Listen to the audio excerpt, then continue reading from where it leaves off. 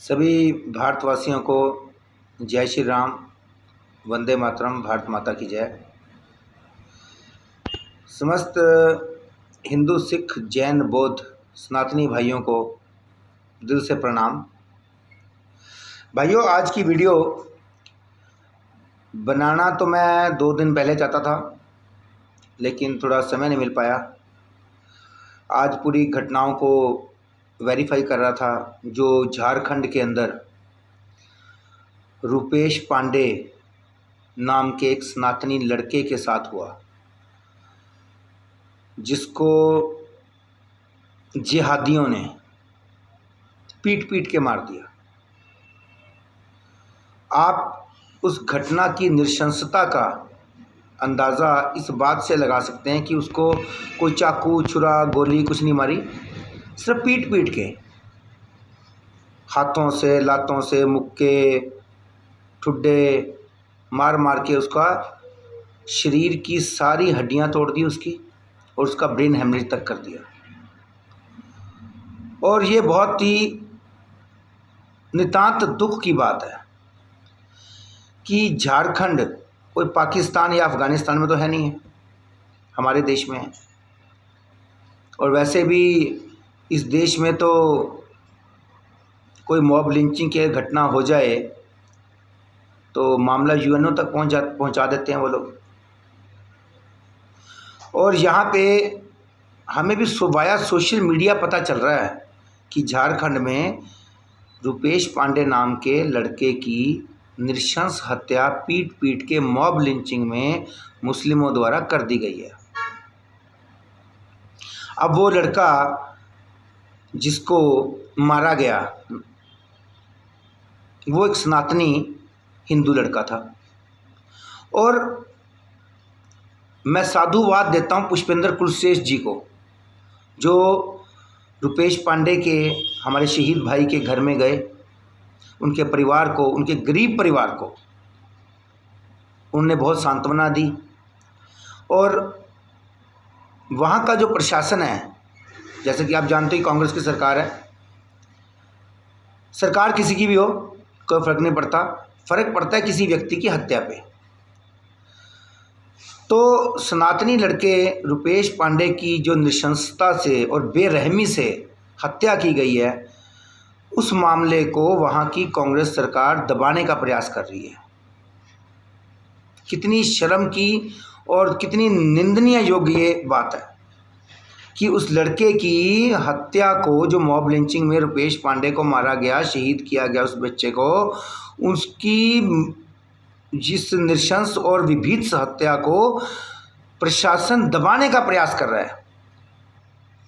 और इसलिए पुष्पेंद्र कुलश्रेष्ठ जी ने, हमारे सनातनी धर्म ध्वज वाहक पुष्पेंद्र कुलश्रेष्ठ जी ने जाके इस बात का संज्ञान लिया। वो रुपेश पांडे के घर गए, उनके लोगों को सांत्वना दी और ये विश्वास दिलाया कि मैं किसी पार्टी से नहीं हूँ, ठीक है, मैं सनातनी हूँ, सनातन के लिए कार्य कर रहा हूँ, और जितनी ताकत है मेरे में मैं आपको इंसाफ दिलवाऊंगा। लेकिन अब सवाल यह है कि कांग्रेस का एजेंडा तो आपको पता ही है, पूरे देश को पता है, आजकल तो सोशल मीडिया में पता ही है पूरे देश को, ठीक। पुष्पेंद्र कुलश्रेष्ठ अपना कार्य कर रहे हैं, जनरल जीडी बख्शी अपना कार्य कर रहे हैं, कर्नल RSN सिंह कर रहे हैं, मेजर गौरव आर्य कर रहे हैं, और यहाँ तक कि बॉलीवुड के अंदर विवेक अग्निहोत्री जी ने जो फिल्म बनाई है अभी, कश्मीर फाइल्स, जो अभी थोड़ी विवादों में है, चर्चा में है, क्योंकि बहुत ही सत्य घटनाओं पर आधारित मूवी बनाई है। ये रुपेश पांडे की घटना देख के मुझे, और कश्मीर फाइल्स के ट्रेलर देख के यही ज्ञात हो रहा है कि कुछ नहीं हो रहा, सिर्फ इतिहास अपने आप को दोहरा रहा है। अब ये आप पे निर्भर करता है कि आप उस 1990 के 5.5 लाख कश्मीरी हिंदुओं, ब्राह्मणों, डोगरा सिखों के पलायन, नरसंहार के ऊपर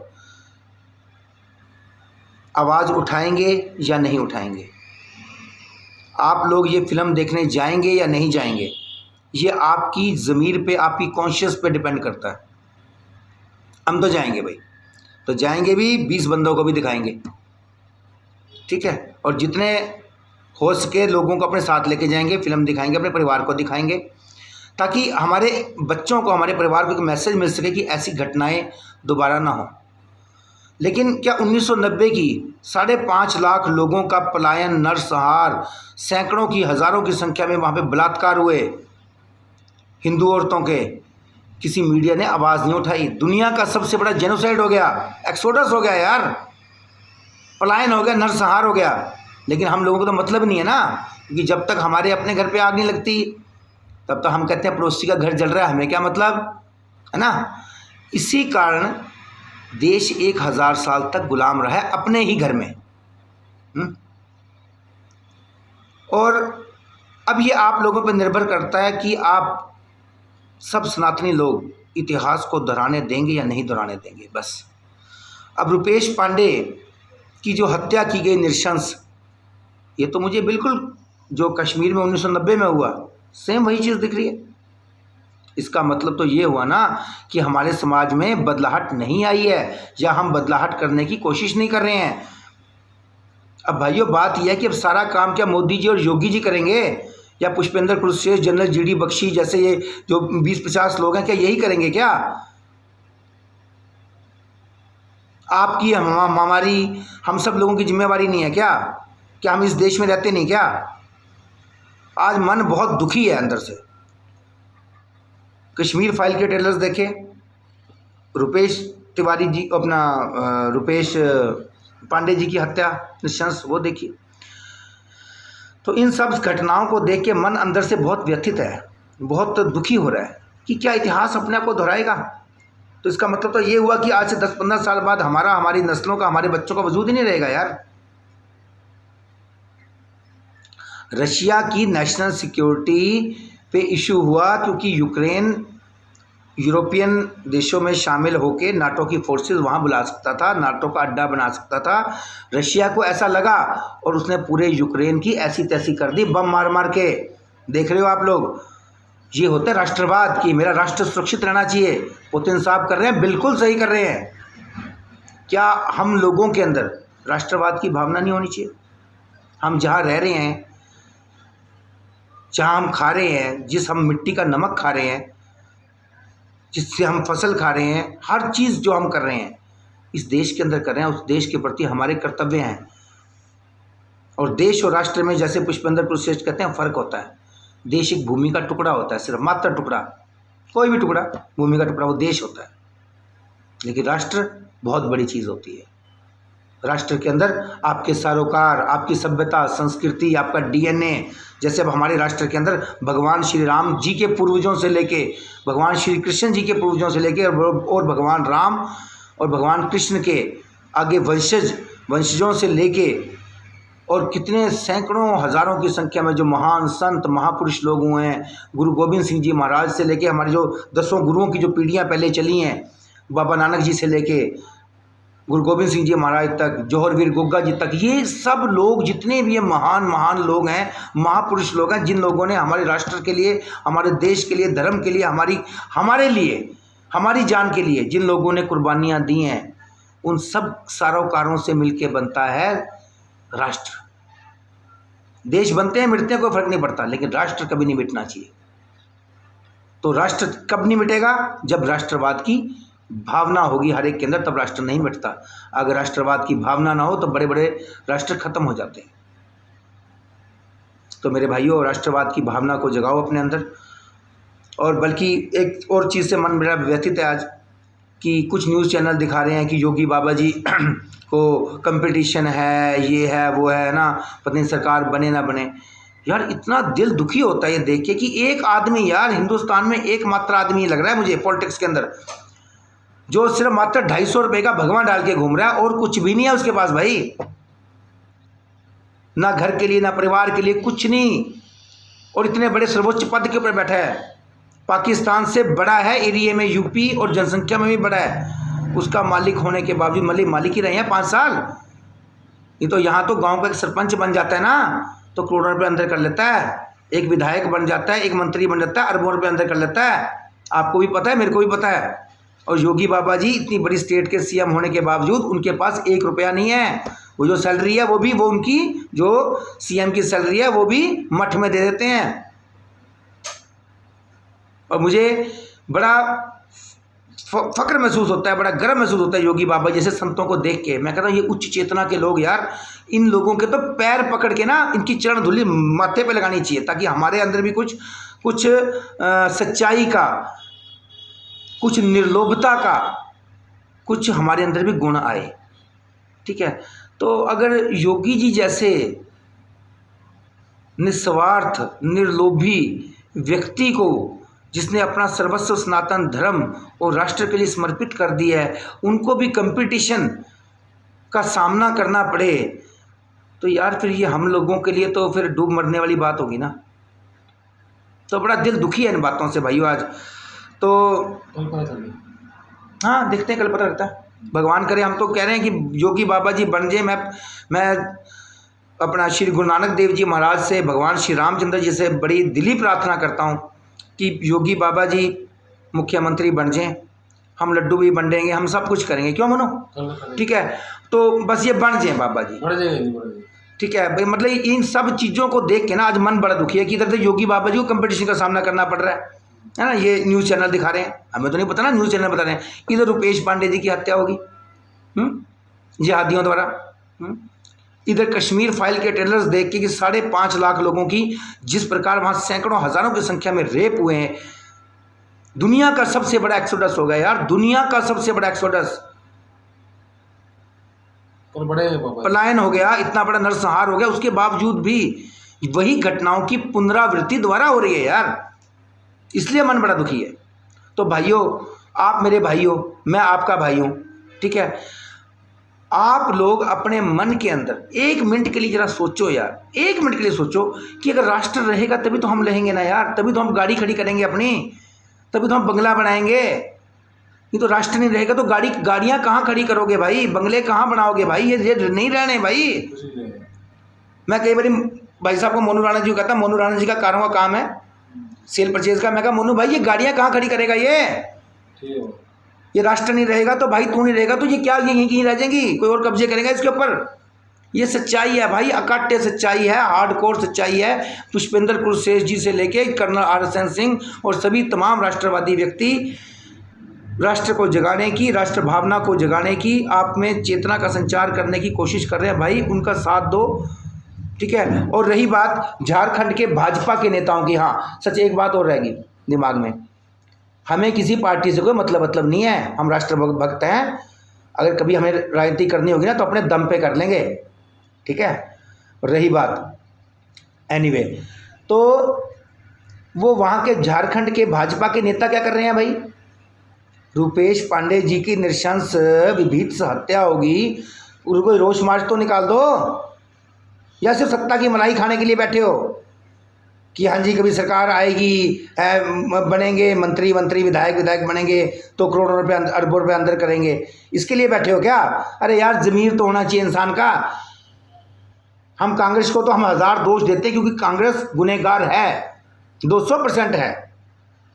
तो क्या भाजपा के नेता क्या कर रहे हैं, वो रोष प्रदर्शन क्यों नहीं करते, मार्च क्यों नहीं निकालते? ये आप लोगों की कमजोरी है। अब क्या हर काम मोदी जी और योगी जी बाबा जी आके करेंगे क्या? अगर योगी जी और मोदी जी ने ये सभी काम करने हैं, 1 मिनट के लिए बात लगा के चलो, तो फिर भाई डेमोक्रेसी की जरूरत क्या है? फिर भाजपा के या कांग्रेस के या किसी भी पार्टी के नेताओं को बनाने की जरूरत क्या है? क्यों बनाए MLA, क्यों बनाए MP, क्यों अपना समय खराब करें, अपना वोट दें क्यों दें भाई, क्यों टैक्स पे करें हम लोग? अगर सभी काम योगी बाबा जी और मोदी जी ने ही करने हैं, देश के हित के लिए, राष्ट्र हित के लिए जो कार्य कर रहे हैं वो बिल्कुल कर रहे हैं, पूरा सर्वस्व पूरा जीवन मोदी जी ने और योगी बाबा जी ने न्यौछावर करके राष्ट्र के ऊपर, देख रहे हो यूक्रेन से अमेरिका तक के बंदे नहीं वापिस आ रहे, ठीक है। और हिंदुस्तान क्या रहे हैं, और हमारे साथ साथ हमारे बच्चों के साथ साथ भारत के पाकिस्तान तक के बच्चे भी वो इंडिया का झंडा दिखा के आ रहे हैं। अब उनको भी पता लग रहा है कि नरेंद्र मोदी जी विदेशों में घूमने नहीं जाते थे, कहते थे मोदी घूमने जाते हैं, घूमने नहीं जाते, संबंध बनाने जाते थे। आज वो संबंध काम आ रहे हैं। जब हमने 370 हटाई थी तो दुनिया में किसी देश ने विरोध नहीं किया था, मालूम है क्यों?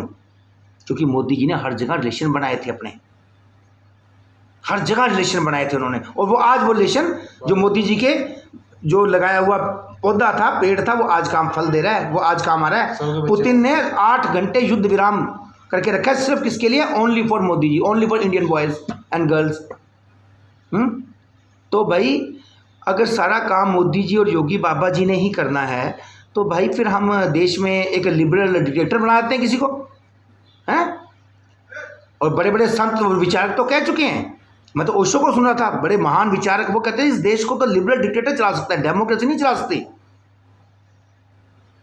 एक डिक्टेटर जो लिबरल हो, जो उदारवादी हो, ठीक है? मैं नहीं कह रहा, संतों के विचार, उनके विचार हैं कि वो अब दार्शनिक हैं, ठीक है, और जो बहुत ही ज़्यादा अपना क्या कहते हैं, बहुत बड़े दिमाग के व्यक्ति हैं, ये उनके विचार हैं, ये हमारे विचार नहीं। पढ़ लेना बेशक, आजकल गूगल है ना, हर चीज़ आपका अवेलेबल है, ठीक है? तो भाई मेरा कहने का तात्पर्य ये है कि भाई भाजपा के वहाँ के नेता लोग, भाई रुपेश पांडे अपने सनातनी बच्चे की जो नृशंस हत्या हुई है उसके लिए रोष प्रदर्शन करो, कुछ करो भाई, करते क्यों नहीं हो?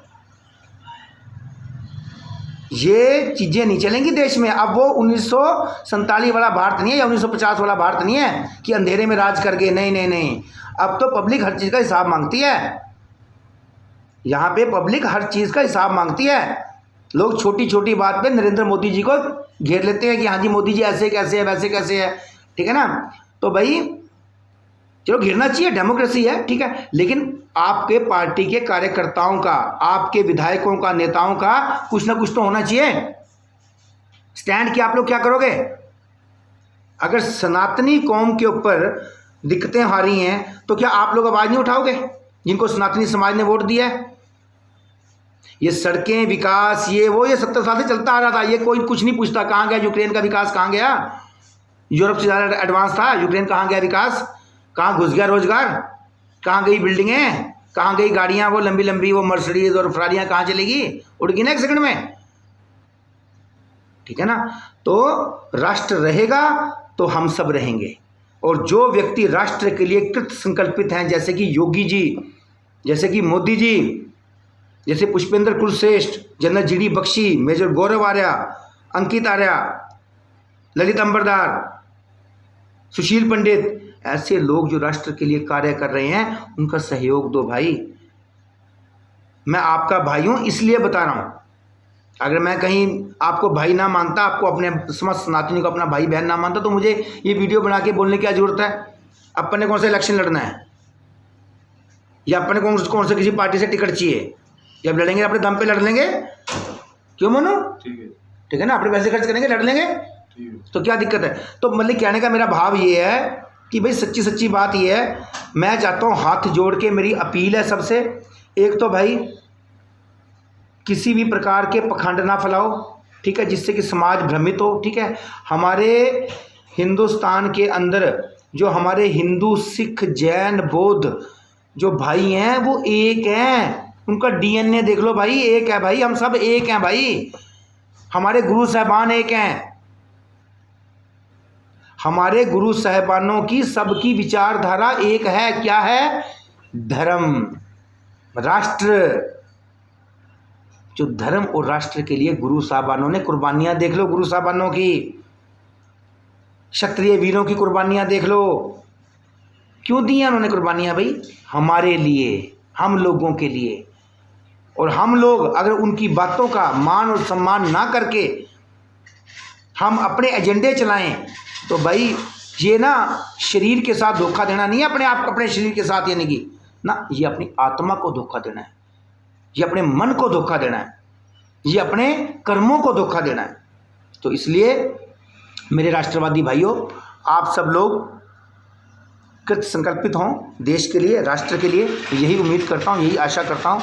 और आप सब लोग, भगवान श्री राम जी की कृपा हो आप पे, बाबा नानक जी का आशीर्वाद बरसे आप लोगों पे, आप सब लोग धनी रहें, संपन्न रहें, सब कुछ रहें, बस आपके अंदर राष्ट्रवाद और राष्ट्र प्रेम की भावना विकसित होनी चाहिए, बस मेरा ये कहने का मतलब है। आप सभी लोगों को जय श्री राम, वंदे मातरम, भारत माता की जय, सतनाम श्री वाहिगुरु जी, सतनाम।